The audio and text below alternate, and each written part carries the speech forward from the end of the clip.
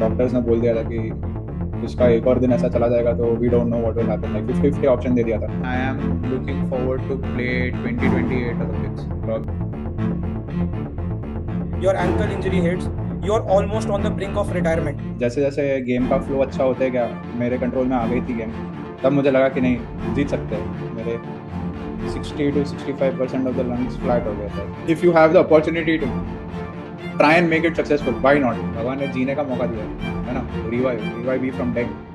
And if I don't give myself a chance, तो मैंने उस टाइम पे मैनिफेस्ट किया था कि मैंने बस सोचा था कि नहीं, मेरे को इस जगह पे आके खेलना है। वो मेरे लिए अनरियल था, क्योंकि मैंने कभी एक्सपेक्ट नहीं किया था कि I would beat him. And किया, लैंड किया तो मेरा ऑलमोस्ट 180 डिग्री स्पिन ऑफ हो गया। And that is my aspiration and dream, nothing more than that. So my name is Harshal. I'm from Mumbai. I'm 28 years old, and currently I'm training in Bangalore under Mr. Arvind Bhatt. And I've been representing India in badminton since 2011, and I'm playing badminton since the age of 6. So, like Harshal, you said you have been playing badminton from the age of 6. It's really early. So tell us, like, how did your journey start?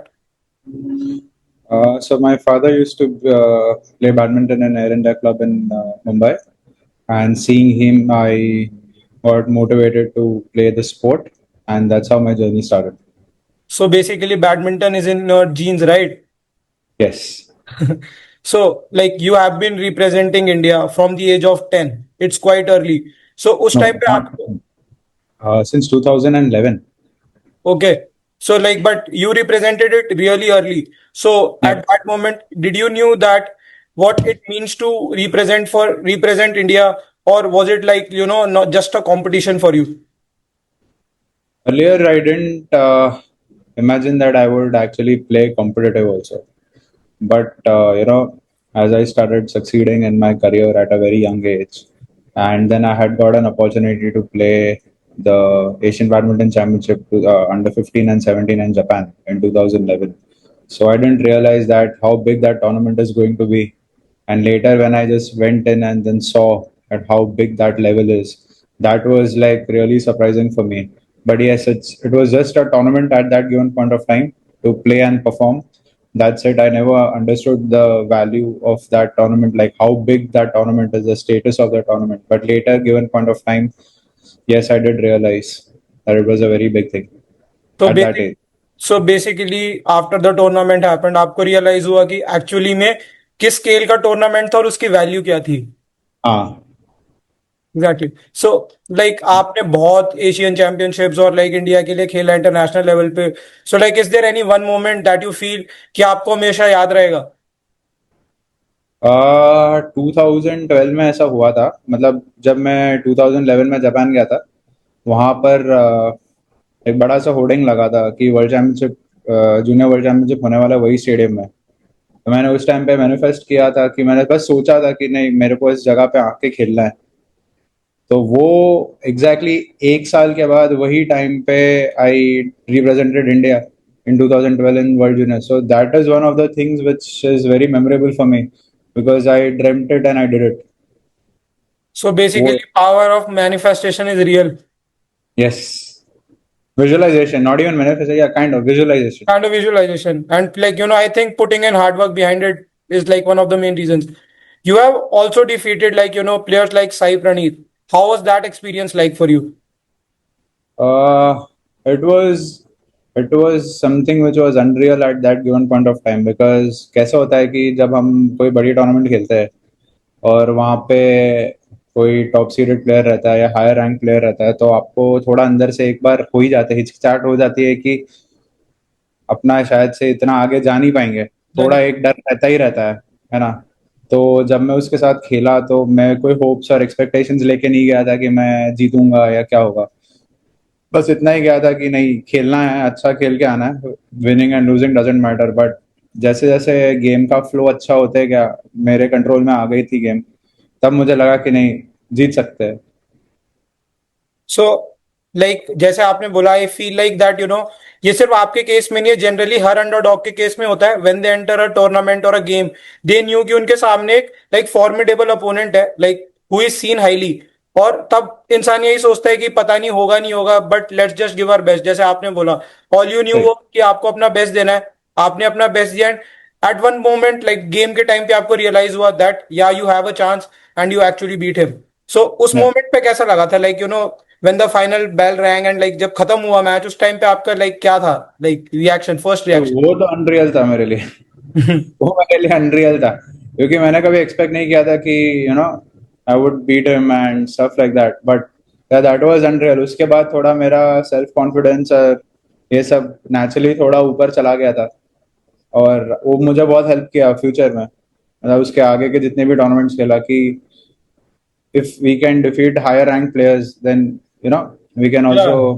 defeat it that. Kind instilled a confidence in you कि अब आगे अगर कोई बड़ा opponent भी आता है तो you stand a chance, it's not like that you can win, because like आप Yeah, इतनी बड़ी विन लेके आए हो। सही बोला। Exact. So like every coin has two sides. ये आपके करियर का लाइक एक थोड़ा अपसाइड वाला पार्ट है, there is this flip side too. So 2021 Covid hits, your ankle injury hits, you are almost on the brink of retirement. उस पूरे scenario के बारे में बताओ, what was that whole moment like for you, exactly क्या हुआ था, and like आपके माइंड में क्या चल रहा था? So till 2019 I was in Mumbai only. All my life I trained in Mumbai. तो उसके बाद 2020 में मैं बैंगलोर गया था वहाँ पे खेलने के लिए, क्योंकि मुंबई में सब कुछ बंद था, और 2021 स्टार्ट में मैं बैंगलोर चला गया था। तो उधर क्या हो गया कि क्लोज डोर्स था सब कुछ, और हम लोग अराउंड 20-25 लोग अंदर थे, स्टेडियम के अंदर ही अकोमोडेशन दिया हुआ था। तो वन फाइन डे ऐसा हुआ कि मतलब मुझे मेरे भाई की शादी में जानी थी बॉम्बे। तो मैं मेरी उस टाइम पे गर्लफ्रेंड, अभी जो मेरी वाइफ है, उसको मैं मिलने गया था। She is also from Bangalore only. तो उसको मिलने गया था कि मैं ऐसा जा रहा हूँ वगैरह। तो मतलब उसके घर पहुंचा तो निकलने के टाइम पे मुझे ऐसा लगा कि नहीं, मुझे मतलब तबीयत ठीक नहीं लग रही है। तो मैंने उसको थर्मोमीटर लेके आने के लिए बोला। देन उसके बाद आया कि मुझे फीवर आया है थोड़ा, तो मुझे लगा कि वो वायरल है, 100 फीवर है। तो 2 घंटे के बाद मुझे 102 हो गया, रात तक 103 हो गया, उसके बाद 104, और सुबह तक 105 हो गया था।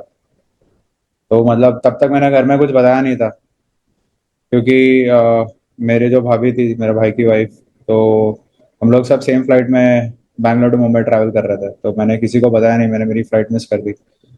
और नेक्स्ट दिन मैंने मेरे पेरेंट्स को बोला कि मुझे फीवर है, मैं देखता हूँ, है ना, कि मुझे थोड़ा मेडिसिन लेके देखता हूँ कि क्या है क्या नहीं।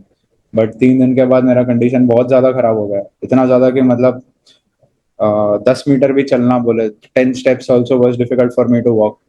सो दैट्स व्हेन थोड़े पेरेंट्स भी घबरा गए थे। तो हमारे फैमिली डॉक्टर को वहाँ पे कंसल्ट करके हम लोग ने ये किया था, सीटी स्कैन करवाया था। तब तक जैसे मुंबई में बीएमसी कैसा रहता है, वैसा बैंगलोर में बीबीएमपी था। तो मैंने बीबीएमपी में इन्फॉर्म करके रख दिया था कि मुझे कोविड हो चुका है, क्योंकि वहाँ पे कैसा है कि आपको कोविड पॉजिटिव आ गया तो उन लोग सामने से इन्फॉर्म करते हैं। बट हम्म। मैंने हेल्पलाइन नंबर में कॉल करके रखा था कि मुझे हमारा घर को थोड़ा क्लीन वगैरह करने, क्वारंटीन वगैरह करने के लिए।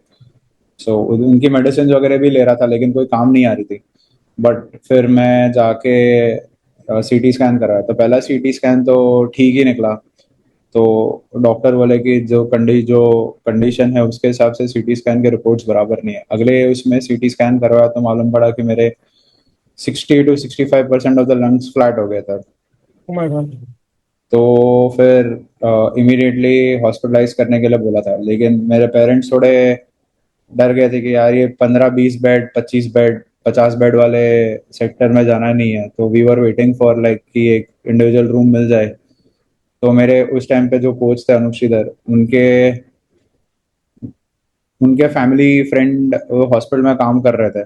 तो उनसे कांटेक्ट करके फिर हम लोग ने हॉस्पिटल में एक बेड लगाया। तो I was just waiting for my parents to fly back to Bangalore. तो उधर जब तक उन लोग आए तब तक मैं शायद से ऊपर हॉस्पिटल रूम में एडमिट हो गया था। तो पहला दिन तो निकल गया। अगले दिन देख रहा हूँ कि मेरी कंडीशन बहुत ज़्यादा ख़राब हो गई थी। मेरा SpO2 लेवल था वो बिलो 75 ड्रॉप हो गया था। और उस टाइम पे बैंगलोर में वेंटिलेटर्स वगैरह अवेलेबल नहीं थे, क्योंकि बहुत Bangalore was one of the cities जो सबसे ज़्यादा अफेक्ट सबसे हुआ था ज्यादा उस टाइम। Hit TS. हाँ, उस टाइम पे सबसे ज़्यादा सेकेंड वेव में अफेक्ट हुआ था। तो फिर मतलब 2 48 आवर्स टेक्निकली देखा जाएगा तो फुल ऑक्सीजन पे था मैं। और डॉक्टर्स ने बोल दिया था कि उसका एक और दिन ऐसा चला जाएगा तो we don't know what will happen, like 50-50 option दे दिया था। फिर उस टाइम पे फिर मैंने रेमडेसिविर और स्टीरॉइड्स, रेमडेसिविर, ब्लड थिनर और जितने भी हार्ट रिलेटेड और ब्रेन रिलेटेड जितने भी मेडिसिन थी वो सब मैंने ली। ऑलमोस्ट मैंने 8 shots of remdesivir, 8 shots of steroids और 15 ब्लड थिनर लिए थे। उस टाइम पे मैं 10 दिन हॉस्पिटल में एडमिट था। और जैसे मैं बाहर आया हॉस्पिटल में, जिस दिन मैं गया था उस दिन मैं 78 केजीज वे कर रहा था।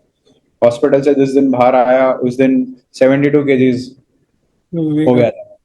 और उससे भी ज्यादा ट्रॉमा वाला बात था कि मैं एवरी ऑल्टरनेट डे दूसरे दूसरे लोग को देखता था। मतलब जो एडमिट पुराने थे वो तो सब चले गए, they all passed away, and all the old patients, either 85 to 90% of them were dead. तो वो भी थोड़ा एक उनकी मतलब बॉडीज जा रही थी ऐसे ही देखने के लिए भी कि यार ये क्या है क्या नहीं, मतलब इट वाज तो मोटिवेशन लेवल एकदम, सेल्फ बिलीफ तो एकदम खत्म ही हो गया था वहां पे। और फिर उधर उस टाइम पे और कोई दूसरा होप नहीं था कि मतलब मैं बैडमिंटन में रिटर्न करूंगा या क्या है क्या नहीं क्या चल रहा है। बट वो एक ही था कि बस जिंदा रहना है। जिंदा रहना। और हाँ, और कुछ भी नहीं था। तो नसीब से मतलब all prayers from my family, wife, coaches and whoever knew about my condition, मैं 12 दिन के बाद हॉस्पिटल से बाहर निकला। And then it took lot of time. जैसे हॉस्पिटल से निकला 10-15 दिन के बाद मैं फिर से एडमिट हो गया, मुझे डेंगू हो गया था। क्योंकि मेरा इम्यूनिटी इतनी कम हो गई थी कि मतलब कुछ भी हो सकता है, कुछ भी हो सकता है। कुछ भी हो सकता है। तो फिर मैं फिर से 3 दिन के लिए हॉस्पिटल में एडमिट हो गया था। फिर बाहर निकला, थोड़ा टाइम लगा सब नॉर्मल होने के लिए। फिर मैंने एक्चुअली उसके बाद मैं जुलाई तक तो नॉर्मल हो गया था। बट मैंने सितंबर में एक इंटरनेशनल खेल लिया तो मुझे लगा कि नहीं खेलना चाहिए था। मेरे पॉइंट्स और रैंकिंग डिफेंड करने के लिए मैंने खेल लिया था। But that was probably one of the wrong decisions I took. उसके बाद भी एक दो टूर्नामेंट्स खेली जहाँ मैंने अंडर परफॉर्म किया था। तो मैंने वो थोड़ा 3-4 महीने ऐसा निकल गया। फिर मुझे कोविड के साइड इफेक्ट्स आने लग गए थे। जब मुझे शॉर्ट टर्म मेमोरी लॉस हो गया था, मेरे विटामिन B12 D3 एकदम ही कम हो गए थे, मतलब ब्रिंक ऑफ जीरो ही था। फिर मैंने जाके मेरे पुराने डाइटिशियन को कंफर्म किया, रिकमेंड किया था कि भाई मुझे ऐसा आना है और मुझे मालूम नहीं क्या हो रहा है। तो फिर मैंने पूरा ब्लड टेस्ट से लेके फिर से रीइवैल्यूएट किया अपने बॉडी को। तब मालूम पड़ा कि मैं प्री डायबिटिक हो गया था और थायराइड आ गई थी मुझे। जो but that was the side effect of the medicine which I had taken. तो वो सब उस टाइम मैंने लिटरली 2022 में मैंने जैन से लेके अगस्त तक एकदम, अगस्त भी नहीं, जुलाई, जून जुलाई तक मैंने एकदम ब्रेक ले लिया था। क्योंकि मुझे पूरा मेरा लाइफ साइकिल चेंज करना पड़ा था। बहुत सारी चीजें खा नहीं पा रहा था, मतलब ऑलमोस्ट 60 to 70% हम लोग जो डेली खा रहे थे वो सब मुझे स्टॉप करना पड़ा था to control my blood sugar से लेके जितने भी हेल्थ इश्यूज थे वो सब। और फिर मैंने अगस्त से प्रॉपर खेलना और ट्रेनिंग चालू किया, तब मुझे मालूम पड़ा कि मतलब थोड़ा बेटर हो रहा है।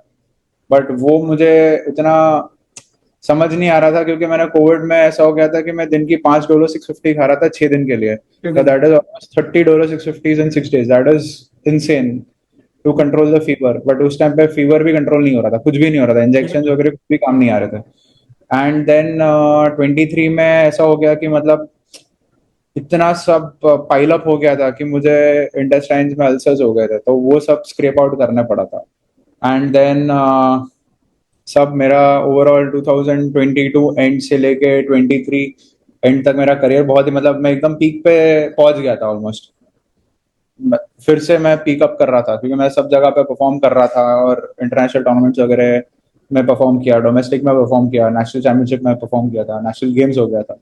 But 2024 was again like kind of disaster for me because मैं श्रीलंका जा रहा था जनवरी में। और जाने के 2 दिन पहले मैं गिर गया, एंकल ट्विस्ट हो गया मेरा। मतलब मैं गेम्स खेल रहा था और ऐसी कंडीशन हो गई कि मतलब मैं जंप किया, लैंड किया तो मेरा ऑलमोस्ट 180 डिग्री स्पिन ऑफ हो गया था एंकल। तो मुझे बोला गया कि ये तो बहुत ज़्यादा खराब हो गया है। सो जब मैं ओटी पहुंचा, जब मैं हॉस्पिटल में एडमिट हुआ था, तब भी doctors were not sure whether to operate on my leg और no, because after 45 days of break also my swelling was not reducing at all despite taking anti-inflammatories and other kind of painkillers and stuff like that. And it was so bad कि मतलब doctors वाला कि we don't know how successful the surgery will be, कभी ये बराबर से खेल पाएगा, चल पाएगा, that is secondary part. But luckily my doctor Dinshaw Pardiwala, he help me out correctly, उन्होंने सही से गाइड करके अच्छी सर्जरी की.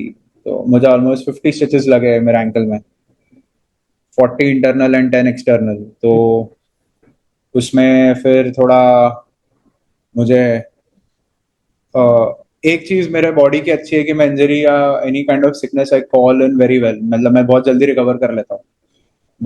तो मैं जून तक मेरा फिजियोथेरेपी भी चालू हो गया था, मई में मेरी फिजियोथेरेपी भी चालू हो गई थी बैंगलोर में. और फिर मैंने स्ट्रेंथ कंडीशनिंग वगैरह सब चालू करके अगस्त एंड सितंबर तक मैं एकदम फिट हो गया था खेलने के लिए.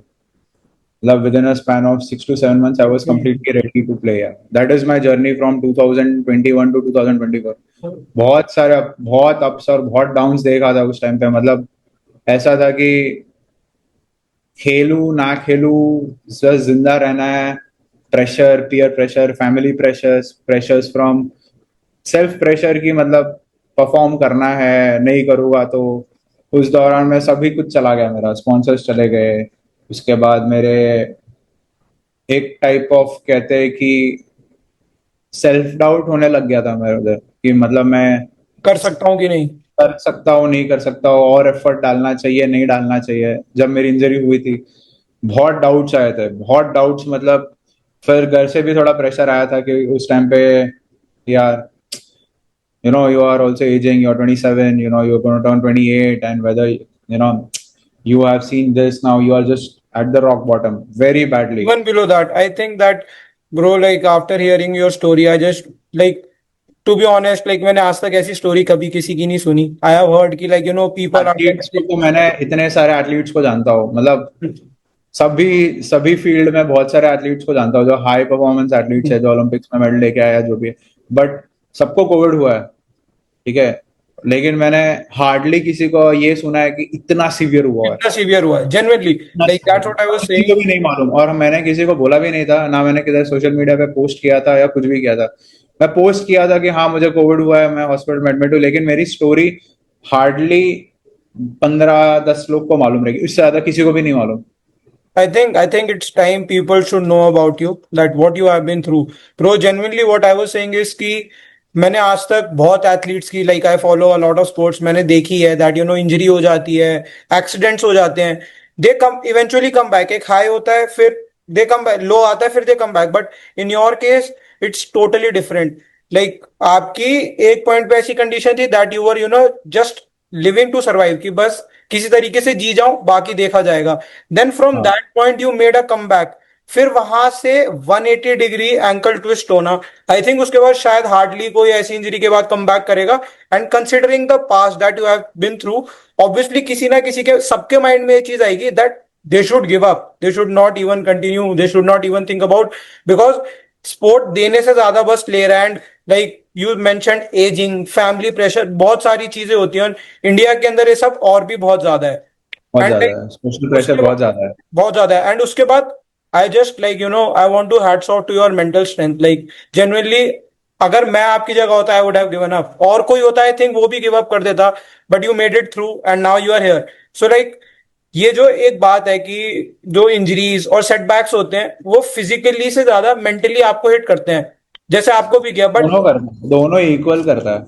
इक्वल करते हैं. तो दोनों equal करते हैं. उस टाइम पे लाइक आप इतनी over the past 3 year, like 2021 से 24, पूरा आपने इतने सारे डाउन्स एंड अप्स देखे हैं. तो आप अपनी मेंटालिटी को कैसे शेप कर रहे थे उस टाइम पे? Like what kept you going इतनी हार्ड जर्नी में भी? ऐसा होता है ना कि जब तुम्हारे लो रहता है ना, तो तुम्हारे साथ में नहीं खड़ा रहता है, ठीक है. तुम्हारे अपने लोग ही तुम्हें हैमर करने आ जाता है. और जब अच्छे रहते हैं ना, when the wave is good, when you are riding, everybody is going to appreciate you. everybody wants to be the part of the journey, so that उनका भी नाम आया, भाई तुम भी ऊपर जा रहे हो तो हमें भी लेके जाओ. तो उस टाइम पे मेरे फैमिली के अलावा मेरे साथ कोई भी नहीं खड़ा था. मेरे जितने भी दोस्त थे, मतलब मेरे हार्डली कोई दोस्त है, एक दो दोस्त को छोड़ के, मेरे कोचेस और सपोर्ट स्टाफ को छोड़ के कोई भी नहीं खड़ा था मेरे साथ, है ना। और मोटिवेशन था, मतलब सेल्फ मोटिवेशन से अच्छा कुछ है ही नहीं। सेल्फ मोटिवेशन से अच्छा कुछ है ही नहीं, मतलब इतना सोच के, मतलब कि मैंने मेरे लाइफ का 22 ईयर्स ये स्पोर्ट को दिया है और मैंने वो देखा हुआ है। और मुझे एक भगवान ने जीने का मौका दिया है ना, तो revive revive me from dead. And if I don't give myself a chance, then मैं, मतलब इतनी जर्नी, मेरे पेरेंट्स का हार्ड वर्क, एफर्ट्स, मेरे कोचेस ने जो मेरे पर लगाया, इसका कोई वैल्यू है ही नहीं। मतलब मैं निकल गया, कम बैक भी किया, स्ट्रांग भी हुआ, एंड देन उसमें मुझे सपोर्ट नहीं मिलेगा, मतलब उसमें मैं गिव अप कर दूंगा तो कोई सेंस नहीं बनता है एज एन एथलीट। इट तो वॉज इसीलिए your way of giving back bro. मेरा बस इतना ही था कि यार छोड़ना नहीं है, कुछ भी हो जाए। हाँ, रिजल्ट नहीं मिलेगा, कम मिलेगा, चलेगा।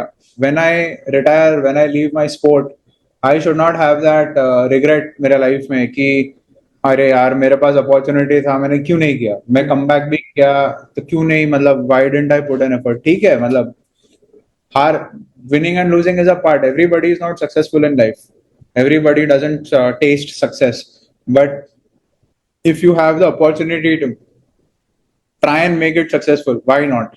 Why हाँ, to give up at that point? And well 28 said, is a peak age. Well said. I think That's that it. कि ये चीज बोलना, it's like self motivation is the key. And secondly, you don't know that whether you will succeed or not, but if you don't even try, so what's the whole point? आपको पता ही नहीं है कि होगा कि नहीं होगा। आप यही सोच रहे हो कि शायद now, what if it happens?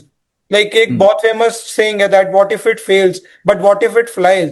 So you don't know जब मतलब तक आप उसमें ट्राई नहीं बिलीव करता करोगे। हूँ, मतलब मैंने यही सोच के रखा था भाई, इतना, like if you say that I just saw death, I kissed death and came out, that is not, that is, इससे नीचे कोई आदमी गिर कुछ नहीं नहीं हो सकता है। सकता। एक बार पैसे नहीं है चलेगा, लेकिन जान ही नहीं है तो मतलब नहीं क्या है है। तो true true. So that's really motivating bro. Like now you are trying to make a comeback, like after your ankle injury you have been playing tournaments and everything. So what does a typical day in your life look like what are you doing, like for your comeback? क्या चल रहा है अभी, आप कैसे कर रहे हो? अब मैंने actually, I used to train 7 to 9, 11 to 1, and then I had my SNC sessions from 3:30 to 4:30. But कैसा हो गया कि मुझे एंकल इंजरी होने के बाद थोड़ा मुझे एक स्टेप पीछे जाना पड़ा when it comes to injury management and load management. Then I started training just 1 session a day for at least 6 to 8 months। मैं सिर्फ एक ही सेशन करता था क्योंकि मेरा एंकल लोड नहीं ले पा रहा था। मुझे मतलब मैं रिकवर, मेरा एंकल रिकवरी नहीं हो पा रही थी, तो मैंने एक सेशन पर डे किया। और then I used to do my SNC, which starts at 3:30. So that's how my day looks, because when I got injured और मेरा बहुत, तो मेरे बहुत सारा लाइफ साइकिल मेरी चेंज हो गई थी। हाँ, उसमें मतलब मुझे इंसोम्निया हो गया था, बहुत सारी चीज़ें हो गई थी, तो मुझे मेरा स्लीपिंग पैटर्न बहुत डिस्टर्ब हो गया था। तो उस पॉइंट पे मतलब मैंने ये चीज़ डिसाइड किया था कि मतलब more than anything, I whenever I get a chance to sleep well, I will sleep well. लेकिन वो सब चीज, हाँ, that is not right, but at that given point of time I thought that was right for me, so I was just started training once a day uh, of badminton, and one session of SNC, that's strength and conditioning. But now, like थोड़े time पहले, कुछ महीने से मैं, कुछ हफ्तों से मैं 2 सेशन a day करता हूँ, बट ट्वाइस और थ्राइस अ वीक, धीरे धीरे स्लोली मैं प्रोग्रेस कर रहा हूँ इस चीज के लिए। So basically, the comeback is in the cards. Like now you yes. are trying to make and I believe, like a person with your mentality, like I don't see that there's like कोई chance है कि आपका comeback नहीं होगा. And I wish you best for that. Like so, bro, आप domestic circuit का भी part रहे हो, आप इंटरनेशनल सर्किट का भी पार्ट रहे हो, आपने इंडिया को भी रिप्रेजेंट कर लिया। So what do you think is next for India in badminton?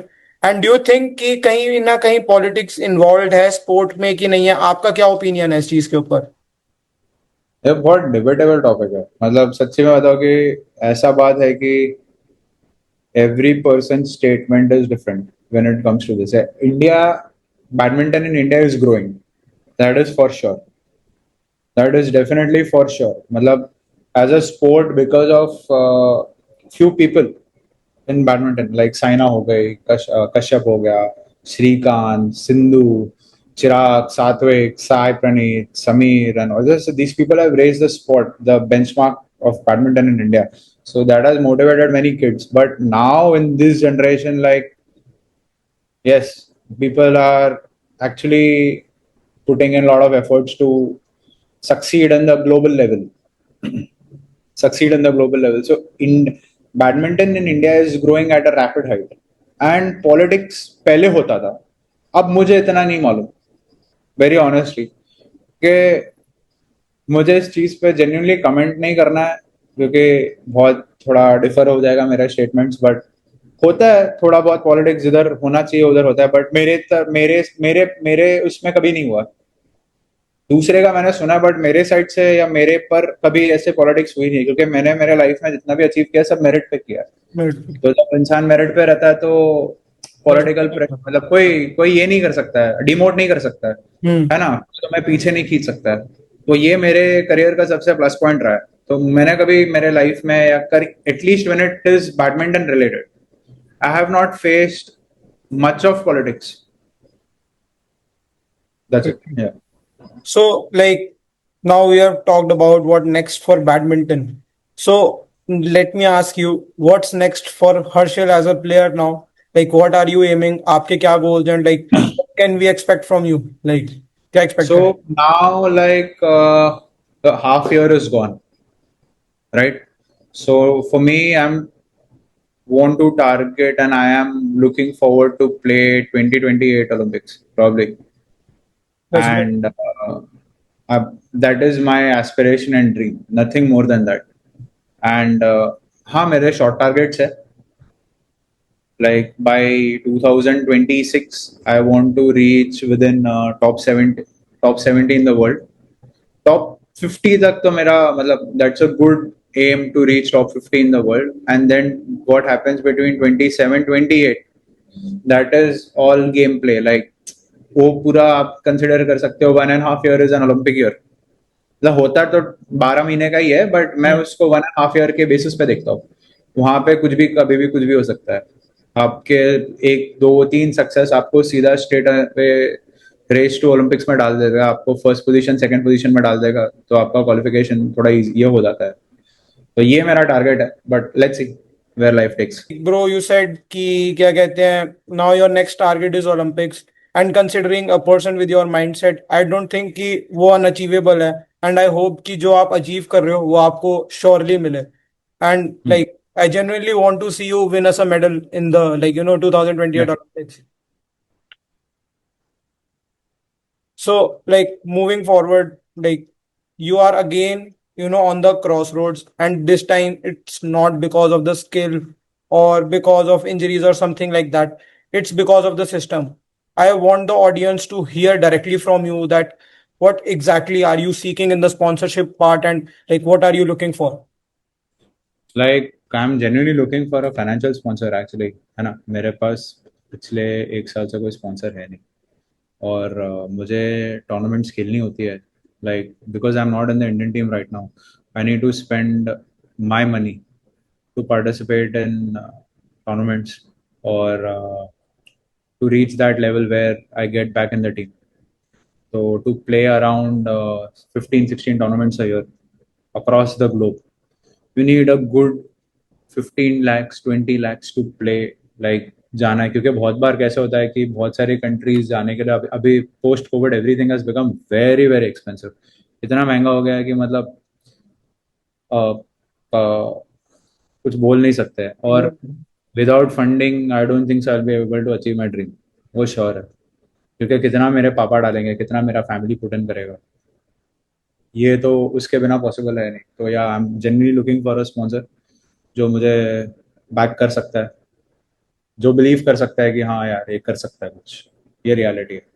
It's just that, I believe that you're not asking for luxury. You are just asking for something that's basic necessity and you need it.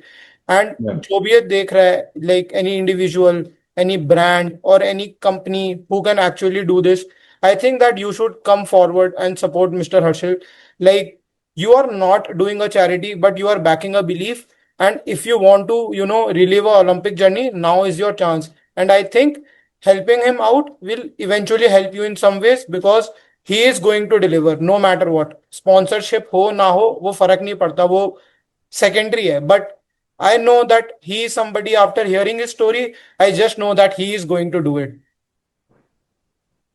Yes, that is true. Bro, there's this one quote, like I will tell you, it's by Ernest Hemingway, and वो आपके case में बहुत ज्यादा जाती है. It says that now is no time to think of what you do not have. Think of what you can do with what there is. And ये आपकी story को like properly, ये I think ये आपकी story के लिए perfect है because you are not thinking about what you do not have. Like ठीक है, Exactly. obviously you want it, but you are grinding no matter what. अगर नहीं है तो भी आप अपना बेस्ट दे रहे हो and you will keep on doing it and That for is true. That I salute you bro Thank genuinely. you. So with that, it's an end to this episode. Thank you Mr. Harshal like for giving your time. Harshal भैया, आपकी story मेरे लिए बहुत ज्यादा inspiring है और जो भी लोग ये देखेंगे सुनेंगे उनके लिए भी बहुत ज्यादा इंस्पायरिंग होगी. तो एंड बहुत सारी चीजें मैंने ऐसी है ना कि मतलब किसी को मालूम ही नहीं है, हम्म किसी को मालूम ही नहीं है, मतलब बहुत ही कम बैडमिंटन सर्कल में तो हार्डली किसी को भी मालूम रहेगा. तो now is the time bro, मैं now is social the time. Media में ढीला हूँ, तो मैं ये सब चीजें पोस्ट नहीं करता था क्योंकि मुझे ऐसा लगता था कि मतलब क्यों बतानी है, you know, because things were not going so good, so I was more like कि यू नो नजर लग जाएगी type of thing. The time is now, bro, but the time is now, and I think like I will try कि आपकी story ज्यादा से ज्यादा लोगों तक पहुंचे. And I think it's one of the stories that should be heard. मेरा medium start करने का one of the reasons was this only कि there are many athletes like you जिनकी ऐसी स्टोरीज हैं जो लोगों को नहीं पता बट पता होनी चाहिए because it's motivating. Like it's time we start supporting other sports. That's what I personally believe. And last में बस मैं एक चीज फिर से बोलना चाहूंगा, anybody who can help mister Harshil भैया, like reach out to us. हम उनकी डिटेल्स कमेंट सेक्शन में और डिस्क्रिप्शन में भी डालेंगे.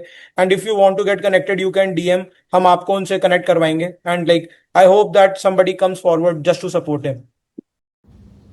I would like to thank my parents, my wife especially, who stood by me during the entire COVID phase and without even worrying about her life. My physios, my trainers, my coaches who helped me during the bad times and were helping me now to become a better player. I would extend my sincere gratitude to everybody.